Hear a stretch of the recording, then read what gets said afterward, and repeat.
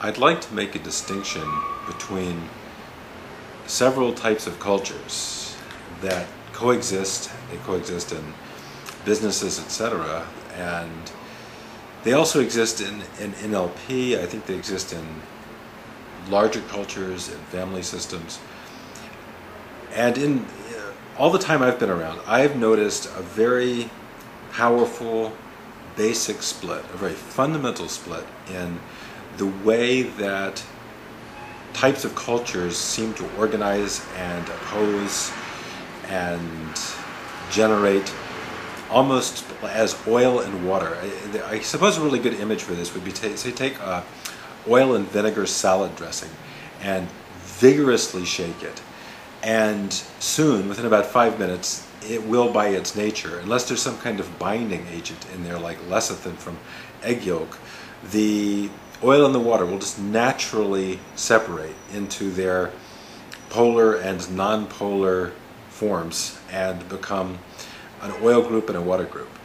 I think that natural separation also takes place in cultures, and the separation and the split in the cultural set is between inquiry culture or curiosity culture on one hand and formula culture on the other. And both are needed. Both are essential components of doing something well. So formula culture, you might say, is also extremely convergent. And I think I'm beginning to bring this concept of convergent versus divergent culture and convergent versus divergent thinking up a little bit. I mentioned it a touch with Tony. Where this evolves to is that a culture that is a convergent culture is going to be very concerned with the point. There will be the idea, there will be an implicit idea generally that there is a point. There is either an end point or a goal or something specific. And you'll often hear, say with Larry King when he's interviewing, what's your point? What's the point? Let's converge on the point. A formula culture will produce useful and general phenomena in societies, such as franchises. Kentucky Fried Chicken franchise or Mars chocolate things like M&Ms, etc., Coca-Cola, are products of formula culture. And so you hear the idea of the formula of Coca-Cola, the formula for business. And most business books I read, by the way, are very formulaic. There's a strong sense of a demand to know the formula. I've spoken with very, very intelligent corporate people, senior managers, and I've discussed various things that I was interested in, and they keep coming back at me, what's the formula? What's the recipe? Just tell me the formula. I don't need the complex path of how you discovered this. I just need a formula that I can apply. So I was observing that in the corporate world. I was observing, there's a very high demand for a finished formula that can be implemented. So a formula is implementable. We'll also see this in NLP. There's a great deal of formula-based thinking in many of the delivery parts of NLP. Just give me the formula. We'll have a set of concepts and a set of exercises that we deliver, and we will deliver a consistent, dependable, expected formula. On the other hand, and this is the other very important area, is divergent culture, where there's a lot of divergent thinking or inductive thinking. So divergent thinking and inductive thinking are not the same, but they are sort of have a certain family resemblance, just as convergent culture and deductive thinking have a certain family resemblance and a certain engagement. In the case of divergent culture and inquiry cultures, these are cultures that are asking a lot of questions, and they're not looking for the point. They may be looking for a number of related subpoints or a set or a cluster of potential truths or points or endpoints. So inquiry cultures are where you find the research, that's where you find the questions, that's where you find the sort of interesting, naive questions, the missing the point but discovering the truth, or as Picasso said, art is the lie that reveals the truth.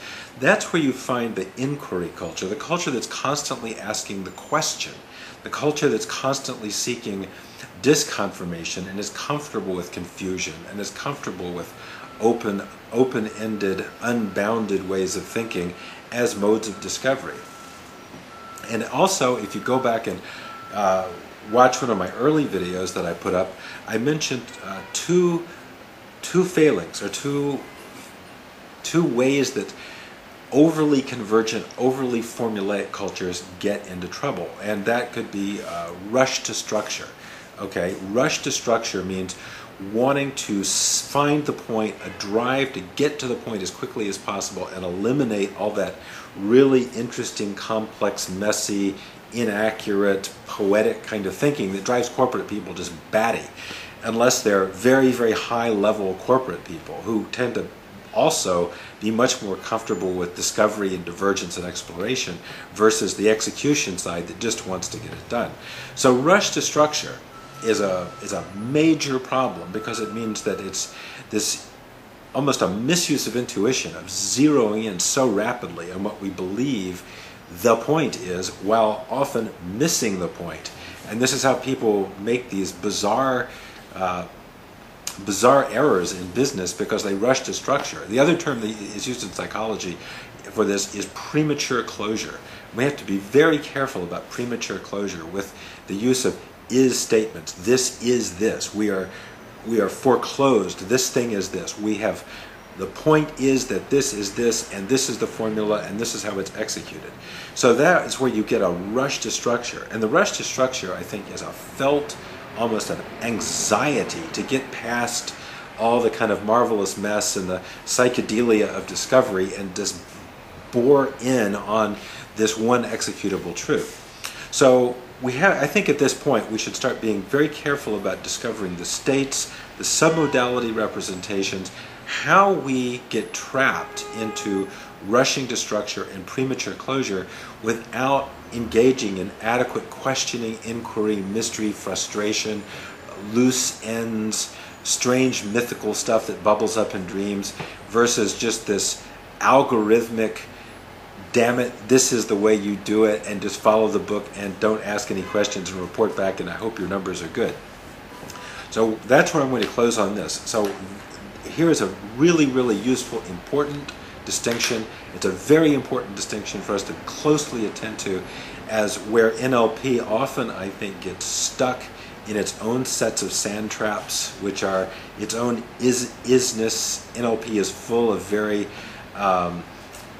stiff-necked, this is this, this is this, this is this very premature, closed, rush to structure. These are the answers, these are the formulas, this is the fried chicken franchise, you cook the chicken this way, versus the very earlier stages of, it could be all kinds of different things, and let's not get too stuck on the idea that it has to be one thing when it can be many, many things, okay? So formula cultures or recipe cultures versus and including inquiry cultures, question cultures, mystery cultures. All right, so far, so good.